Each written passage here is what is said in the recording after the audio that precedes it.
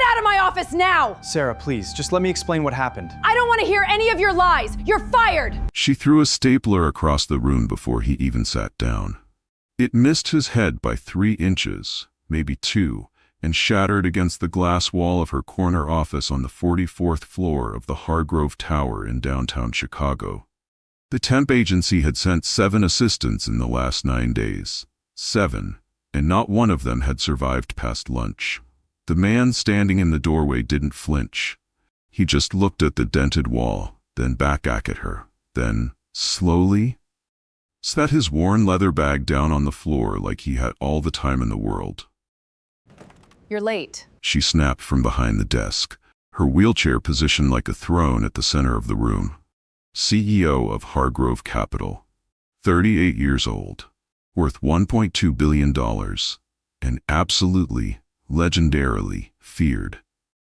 By 4 minutes, traffic on the I-90 was backed up past Traffic the on the Cicero I-90 exit. was I should've backed up left past earlier. the Cicero It won't happen exit. again. I should have left earlier. It won't happen again. She stared at him. This tall, tired-looking man in a slightly wrinkled shirt, like she was deciding whether to throw something else. What's your name? What's your name? Daniel Reeves. Daniel And what Reeves. makes you think, Daniel Reeves? And what makes that you you'll think, last longer than the Daniel others? Reeves? She said his name like it tasted bitter. That you'll last longer than the others. He was quiet for exactly 3 seconds. I have a 7-year-old daughter who needs new hearing aids by the end of the month, so I don't really have the option of quitting. The office went very, very still. Her jaw tightened, something shifted behind her eyes, fast like a shadow crossing a window, and then it was gone. Sit down, she said Sit down. And if you touch anything on my desk without permission, coldly. I'll have you escorted out by And if you security touch before you anything can on my blink. desk without permission, I'll have you escorted out by security before you can blink. He sat down, and what happened over the next 30 days would change both of their lives forever. Where are you watching from tonight? I would like to connect with you better. Take a moment to like and click the subscribed button. Her name was Victoria Hargrove, and in Chicago's financial district, that name carried weight the way storm clouds carry rain, heavy, unavoidable, and capable of destroying everything beneath it without a moment's warning. She had built Hargrove Capital from the bones of her late father's failing investment firm at the age of 26, turning a company hemorrhaging debt into a $1.2 billion empire that now controlled real estate portfolios, private equity funds, and venture capital stakes across 14 states. Business magazines had put her on their covers 6 times. The Chicago Tribune once called her the most formidable mind in Midwestern finance. The people who worked for her called her other things, none of which were printable. What the magazines rarely mentioned, and what Victoria herself never discussed in interviews, was the accident. 4 years ago, a distracted driver had run a red light on Michigan Avenue and hit her car on the driver's side at 50 miles an hour. The surgeons had saved her life, but her spine had been damaged in a way that modern medicine could repair only partially. She had regained movement in her upper body.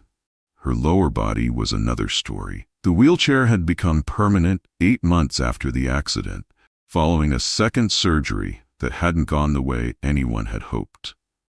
She had returned to work 11 days after being discharged from Northwestern Memorial Hospital. 11 days. Her board of directors had suggested, gently, that she take a few months. She had looked at the man who made the suggestion, Gerald Fowler, a senior partner who had been with the firm for 19 years, and said, with complete calm, "If you ever imply that I am incapable of running this company again, Gerald, I will have your resignation on my desk within the hour. Are we clear?" Gerald had nodded so fast his glasses slipped. That was Victoria Hargrove. The wheelchair had not softened her. If anything, it had sharpened her, like a blade that had been through fire and came out harder on the other side.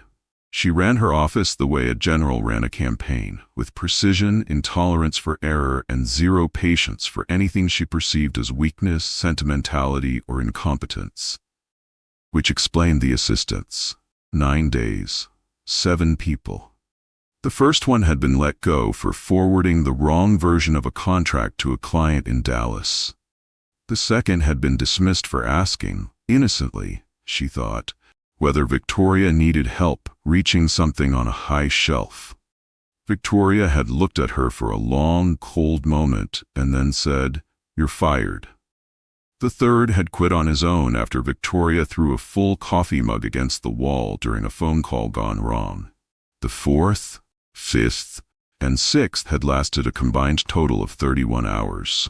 The seventh, a polished young man from Northwestern's MBA program who had arrived with a leather portfolio and a confident smile, had been escorted out by security after he referred to her as differently abled in a team meeting.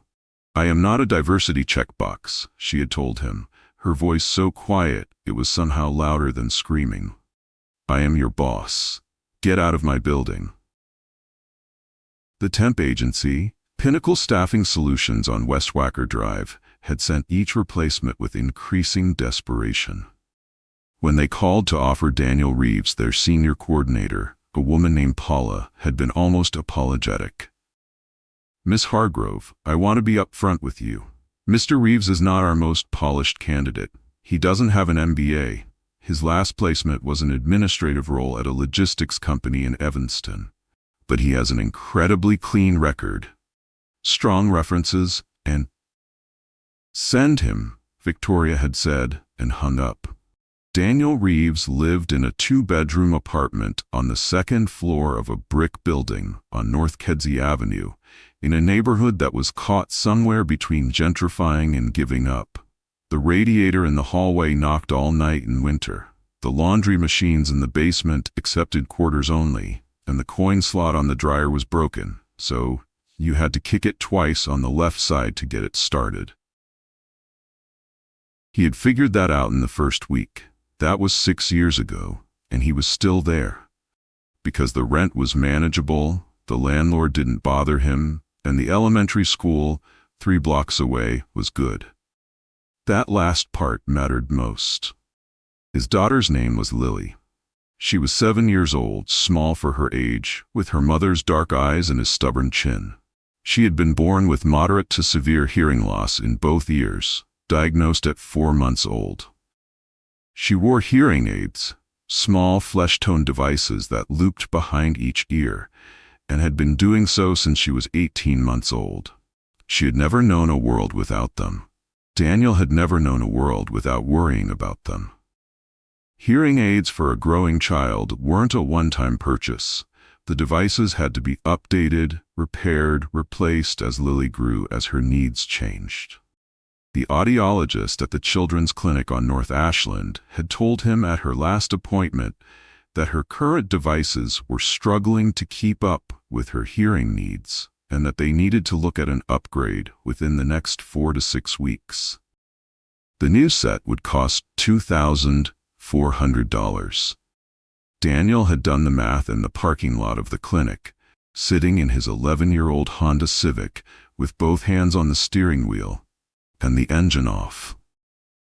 Between his checking account, his small emergency fund, and the overtime he was hoping to pick up, he was still about $800 short, and that was before this month's rent. He had sat there for a while. Then he called the temp agency. That night, while Lily sat at the kitchen table, working through her 2nd-grade spelling homework, her small tongue pressed between her teeth in concentration the way it always did when she was thinking hard, Daniel stood at the stove making pasta and quietly researching Hargrove Capital on his phone. He read about the company. He read about Victoria. He read about the 7 assistants in 9 days. He set his phone face down on the counter. "Dad?" Lily called from the table. "How do you spell necessary?" He smiled. The kind of smile that lives only at the corners of the mouth, quiet and private. "Necessary," he said. 2 S's in the middle. Think of it like this. A shirt has 1 collar and 2 sleeves. 1 C, 2 S's. Lily giggled. "That's silly. Does it work?" She tried it, counted the letters with her finger on the table. "Yeah," she admitted. "It works." He turned back to the stove. Tomorrow, he would walk into the most demanding office in Chicago and face a woman that 7 people had already run from. He didn't have the luxury of running. The first rule of working for Victoria Hargrove, Daniel learned within the first hour, was that there were no rules, only expectations.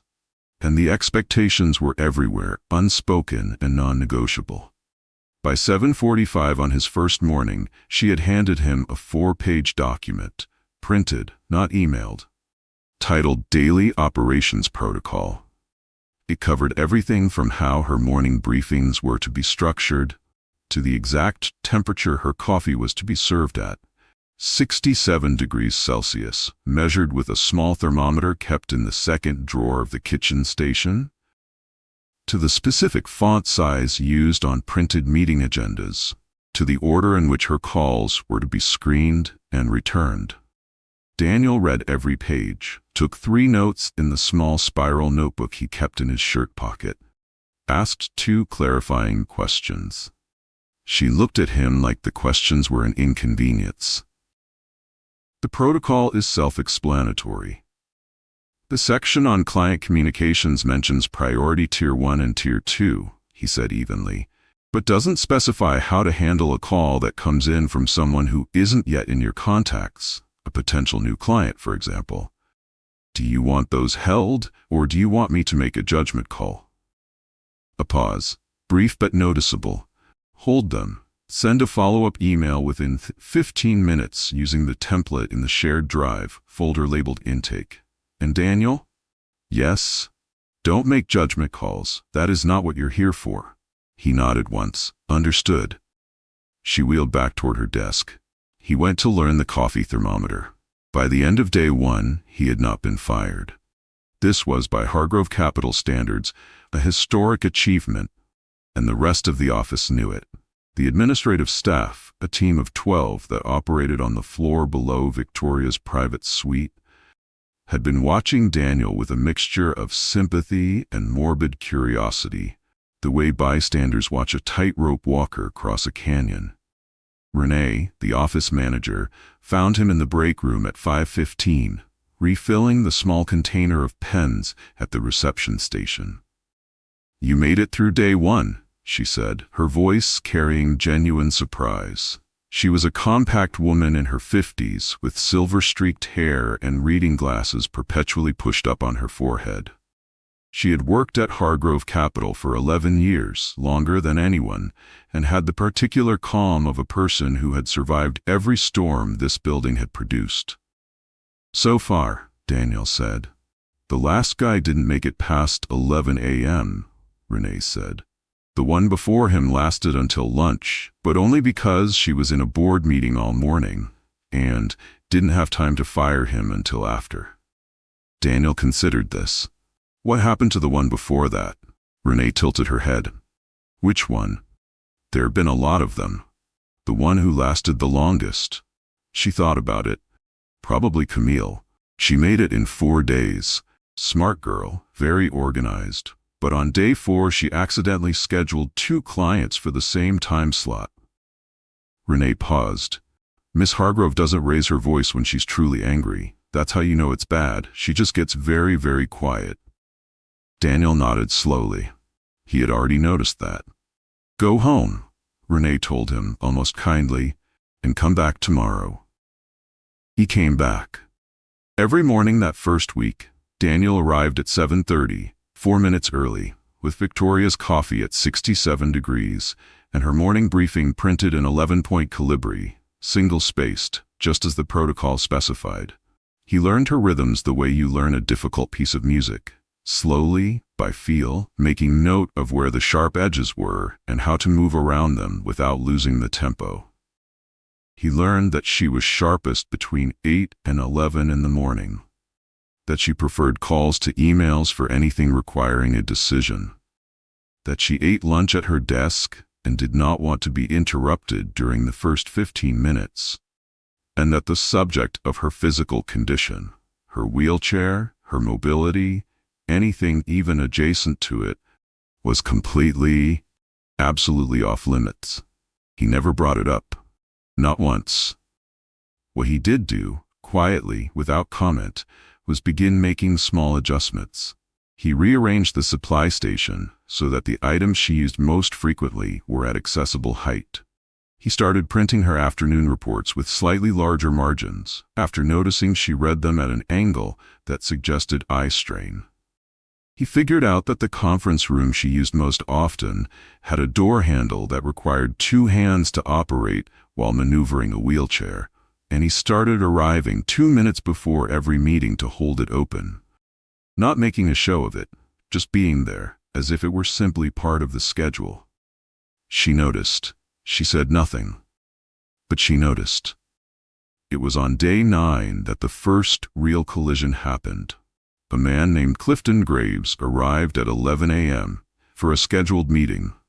Senior partner from a private equity firm in New York, impeccably dressed, the kind of man who treated rooms like audiences. He had a firm handshake, excellent teeth, and the easy confidence of someone who had never once doubted that the world was arranged for his convenience. Daniel greeted him at the elevator, offered water, and led him toward the conference room. That was when Graves made his first mistake. He looked at Daniel's worn shoes. Sensible, clean, but clearly not new. Then at his off-the-rack suit jacket and said with a thin smile, "You're the assistant? They're using a temp for this meeting?"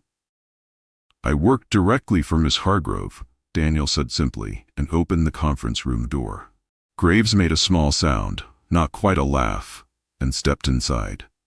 The meeting lasted 40 minutes. Victoria ran it with the precision of a surgeon, presenting a restructuring proposal that would have taken most people a week to prepare. Graves, to his credit, kept up. But halfway through, when Victoria outlined a particular clause in the proposed agreement, he leaned back in his chair and said, with a practiced smile, "Victoria, can I call you Victoria? I have to say, for someone in your situation, this is an impressive operation you've put together here." The room temperature dropped 10 degrees in an instant. Daniel, seated at the corner of the table taking notes, went very still. Victoria set her pen down on the table. Slowly, deliberately. "My situation," she repeated. Her voice was perfectly level. "And what situation would that be, Clifton?" Graves blinked, sensing, too late, that he had stepped somewhere dangerous. "I only meant—" "I know what you meant," Victoria said, "and I'm going to need you to hear me very clearly."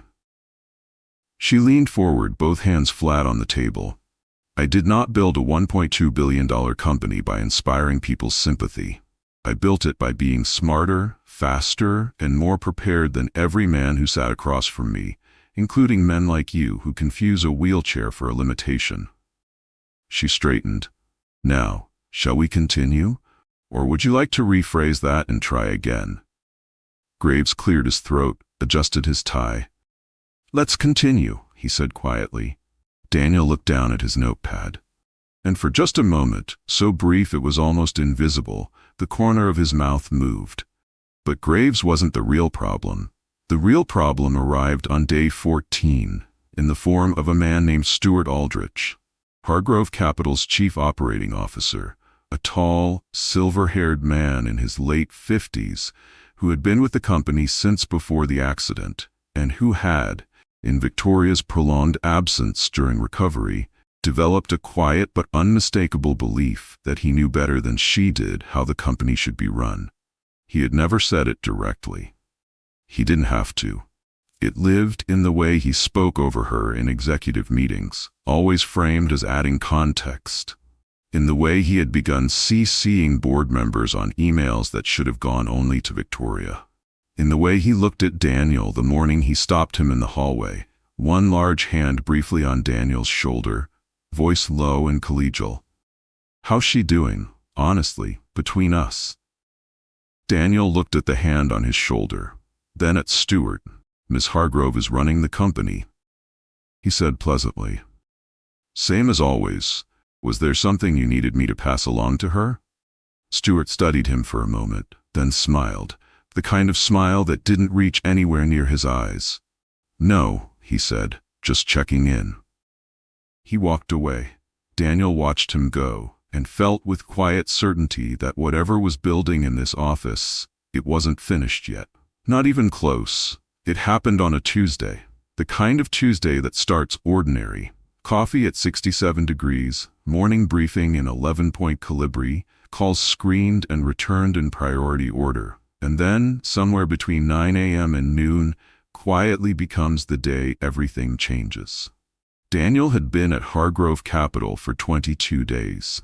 In that time, he had survived a stapler, a thrown coffee mug that wasn't meant for him but came close, 11 variations of "that is not what I asked for," and one full afternoon of Victoria not speaking to him at all after he routed a call incorrectly, not firing him, not acknowledging him, simply operating around him with the cold efficiency of a machine that had decided a particular component was temporarily irrelevant.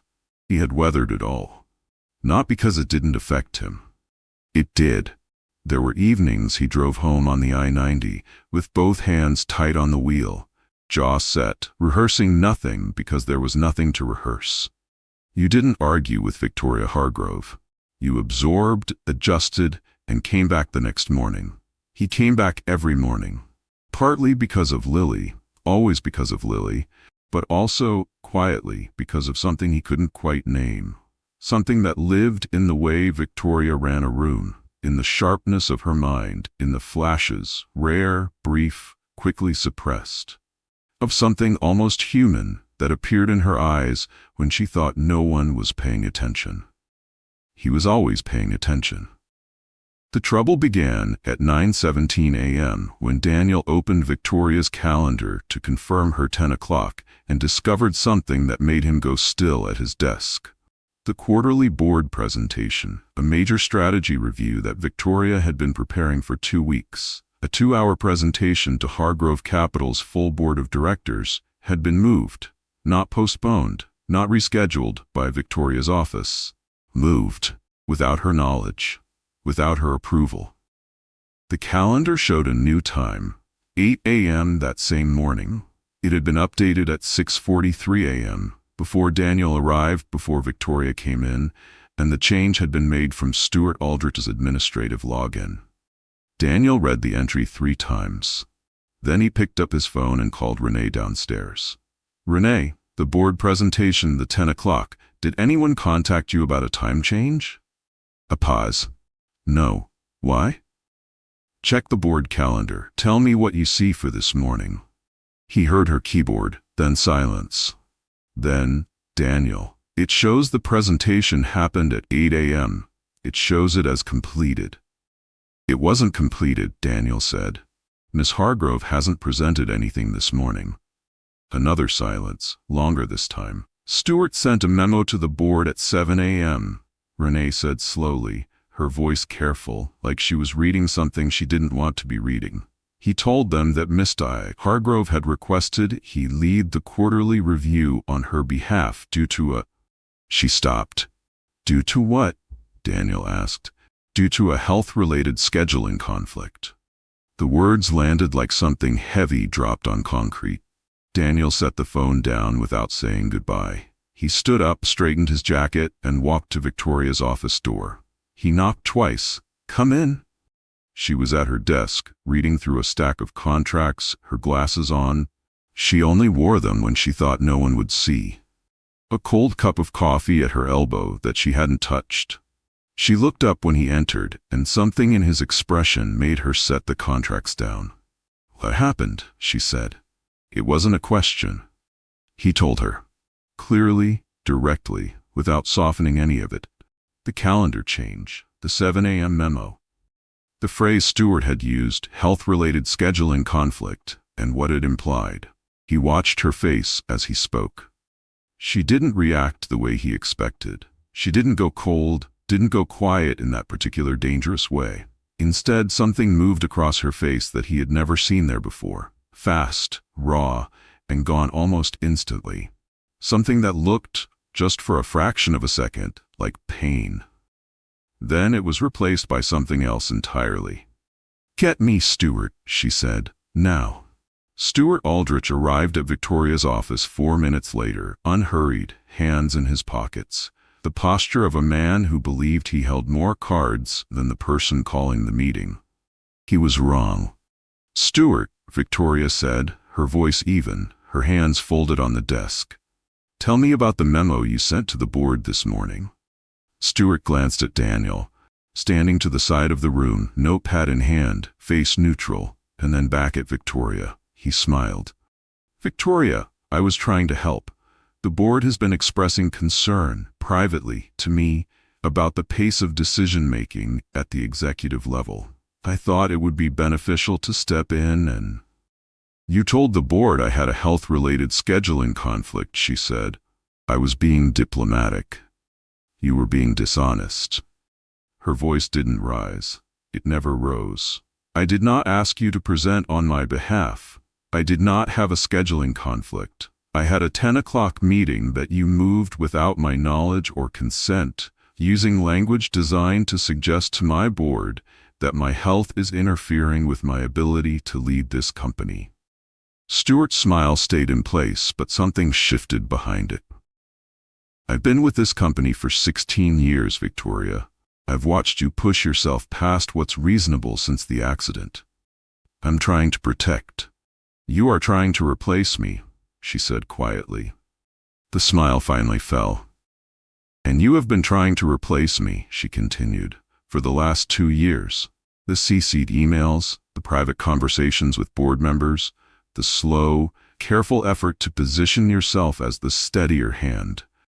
The reasonable alternative to the woman in the wheelchair who everyone secretly worries is one bad day away from stepping down." She let that sit in the air for a moment. "Did I miss anything?" Stuart said nothing. "I want your resignation on my desk by end of business today," Victoria said. "If it isn't there, I'll present the board with a full record of your calendar modifications, your unauthorized communications, and what our legal team, who I've already spoken to this morning, is prepared to describe as a coordinated campaign to undermine executive authority." She tilted her head slightly. "Your choice." Stuart looked at her for a long moment. Then he looked at Daniel. And Daniel, calmly, quietly, looked back. Stuart left without another word. The office was very still after he walked out. Victoria stayed at her desk, both hands flat on the surface, looking at the door he had closed behind him. Daniel stood where he was. He didn't move toward the door, didn't fill the silence with words that weren't needed. After a while, she said, not looking at him, "How did you find it?" "I open your calendar every morning to confirm the day's schedule," he said. "The change was made at 6:43. You're never in before 7:15. She was quiet. "You've been doing that every morning?" she asked. "Checking the timestamps?" "Since day 3, he said simply. "After I noticed the intake folder had been accessed by someone other than your login." She turned to look at him then. Really look at him, the way she rarely looked at anyone, like she was recalculating something. "Why didn't you tell me sooner?" "I didn't have enough to bring you yet," he said. "I wanted to be sure." The silence that followed was different from the ones before it. Not cold. Not loaded with the particular tension of a superior tolerating a subordinate.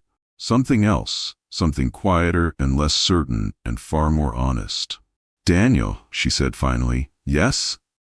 She opened her mouth, closed it, looked back at the desk. "The coffee's cold," she said, "and I have a board presentation to reschedule." He almost smiled. "I'll make a fresh cup." He was halfway to the door when her voice stopped him, quieter than he'd ever heard it. "Thank you." He didn't turn around, just paused for one beat in the doorway. 67 degrees, he said. "Give me 5 minutes." And just like that, in the most understated way possible, everything between them shifted. But what neither of them knew yet was that Stuart Aldrich didn't accept defeat quietly. And the worst was still coming. Stuart Aldrich resigned at 4:57 p.m. that Tuesday. The letter was 3 sentences long, professionally worded, and revealed nothing. He cleared his office by 6. By 6:15, he was in the back of a black car headed to O'Hare, his phone pressed to his ear, speaking in the low, measured tone of a man who was not finished, only relocating. Daniel found out about the next move on a Thursday morning, 11 days later, in the worst possible way. He was dropping Lily at school.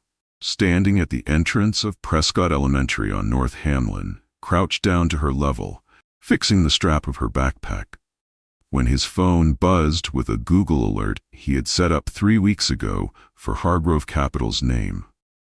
The headline read, "Exclusive. Is Hargrove Capital's CEO fit to lead? Former COO speaks out." The article was published in a financial blog with 40,000 subscribers. Not major press, but influential in the circles that mattered.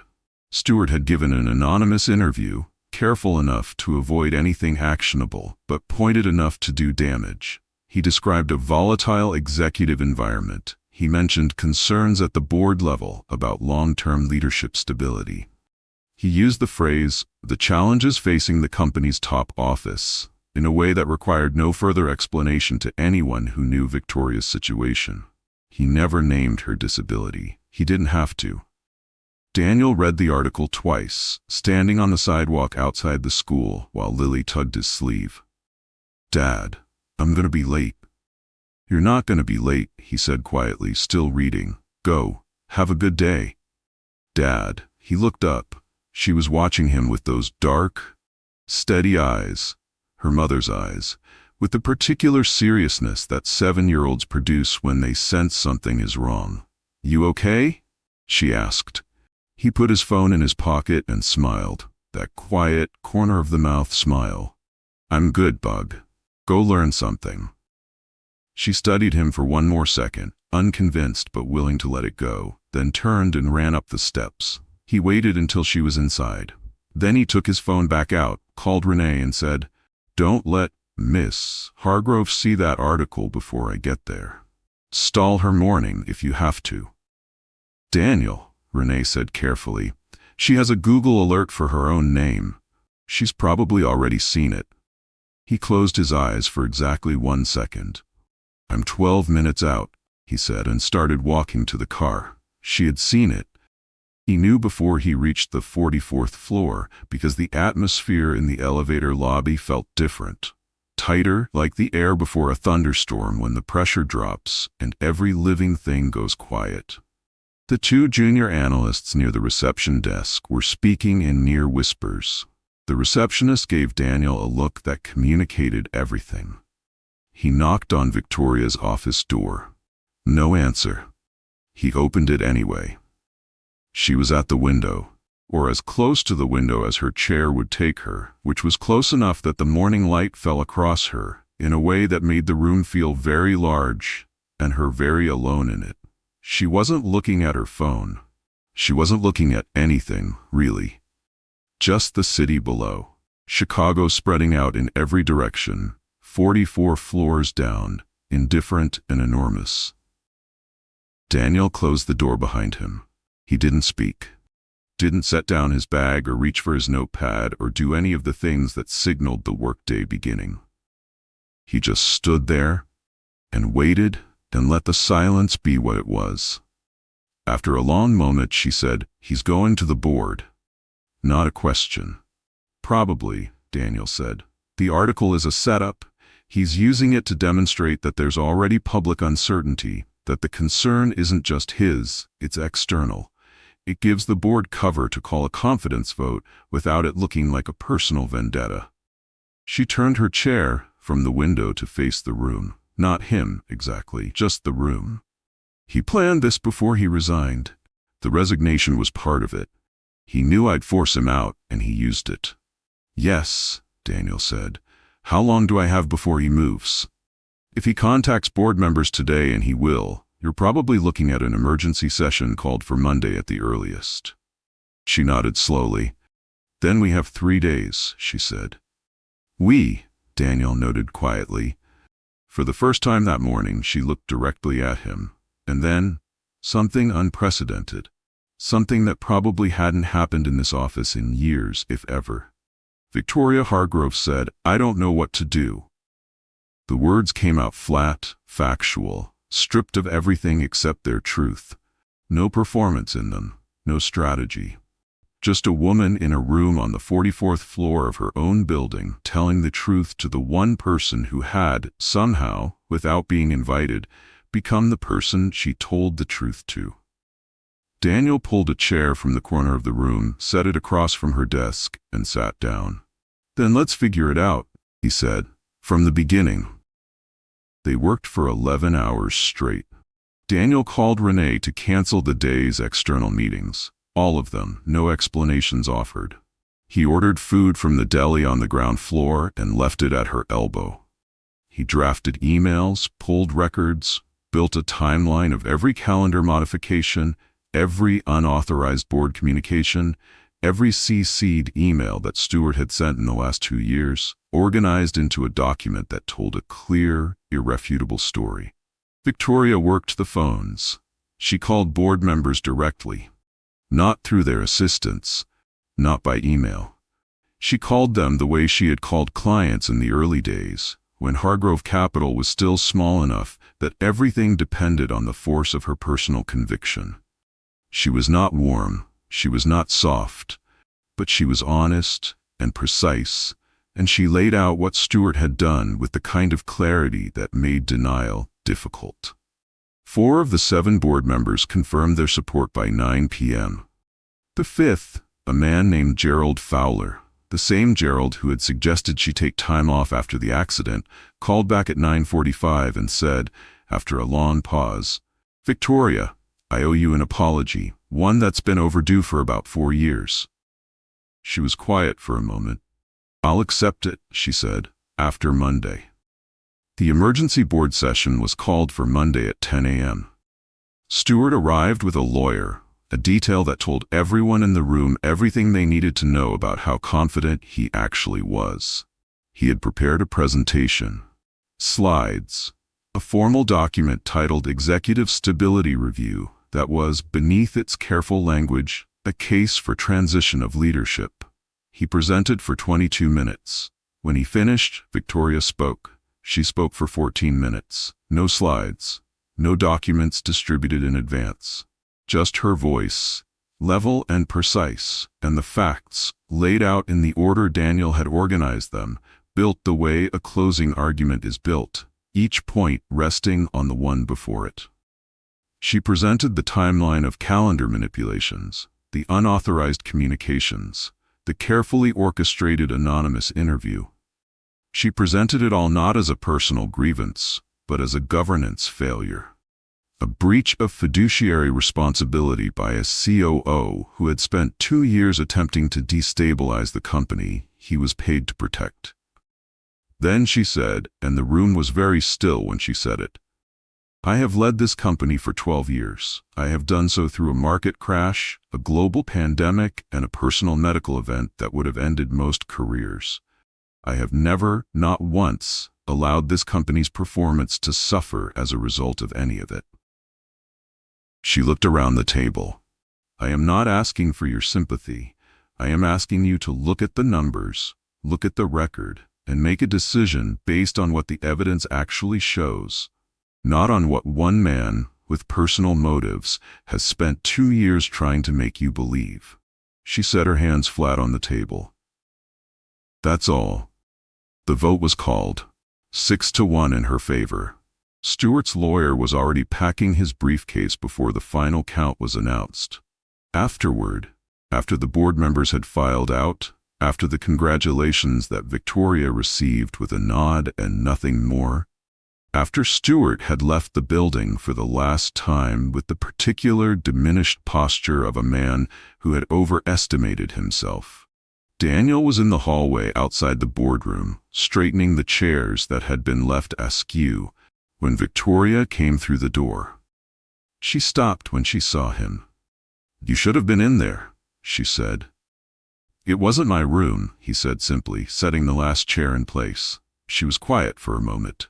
"Then, the board asked me who compiled the documentation. I told them my assistant." "That's accurate," Gerald Fowler said. She paused, and something almost wry moved across her face. That I should give you a raise. Daniel looked up. Gerald Fowler once suggested you take time off. He did, she said, and he was wrong then too.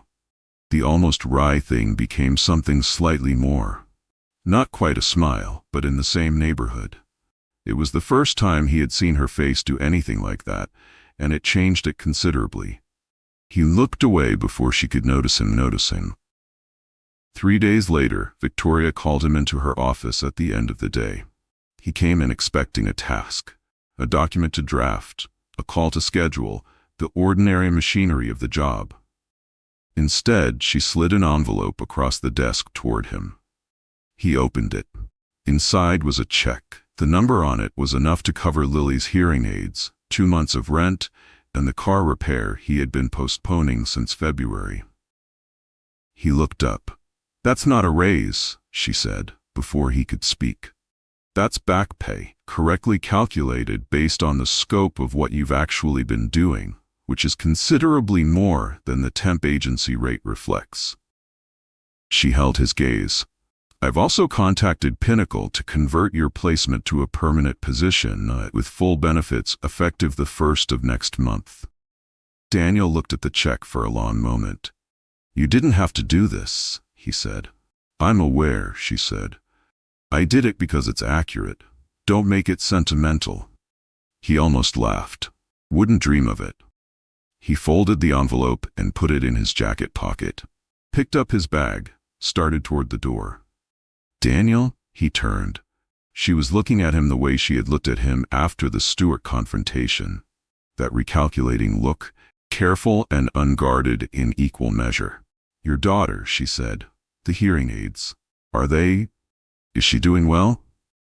He stilled. In 30 days she had never asked about Lily. Not once. He hadn't expected her to. It wasn't that kind of office, and she wasn't that kind of person. Or so he had believed. "She's doing great," he said.